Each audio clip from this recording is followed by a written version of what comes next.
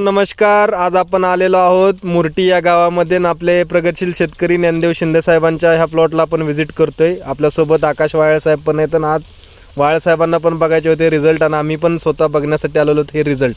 तर शिंदे साहेब तुमचा थोडा परिचय सांगा. तुमचं पूर्ण नाव?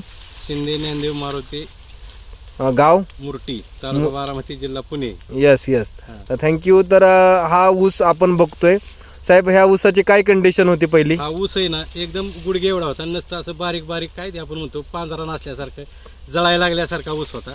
ती मालक म्हणत होता काय आता ऊस मोडून टाकायचा. तर म्हणलं काय मोडू नका, आपण जी प्रॉडक्ट देणार आहे ती प्रॉडक्ट वापरा तुम्ही आणि नंतर रिझल्ट बघा. काय केलं आम्ही 5 बॅगा बोसराच्या दिल्या, एक ग्रोमेजी दिलं त्यात मिसळायला आणि तेच टाकलं आणि नंतर एक 15-20 दिवसांनी त्याला ओलिव्हची एक फवारणी केली. फक्त हे कधी वापरली सगळी औषधं? 1 मेला वापरली.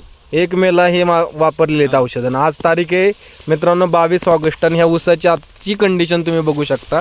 आज हा ऊसाची जाडी, ऊसाच्या रुंदी म्हणतात ना, एक चांगल्या पद्धतीची जाडी आणि पेऱ्यामधील रुंदी एकसारखी आहे मित्रांनो. आणि जर बघायला गेलं तर अण्णासाहेब किती कांड्यावर ऊस आहे आता? ह्यो 16-17 कांड्या ऊस आहे बघा, ते आता मोजतात आहे.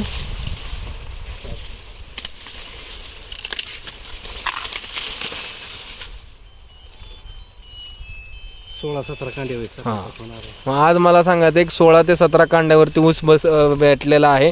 आणि ह्या ऊसाची जाडी पण बघू शकता. ऊसाची पेऱ्याची साईज एकसारखं पेर आहे, खालून पासून एकसारखं पेर वरतीपर्यंत आले. 265 ची लागण आहे. हा ऊस निडवा आहे आणि हा ऊस निडवा आहे. थर्ड टाइम आपण हे वापरलेला आहे आणि हाचा रिझल्ट भेटलेला आहे.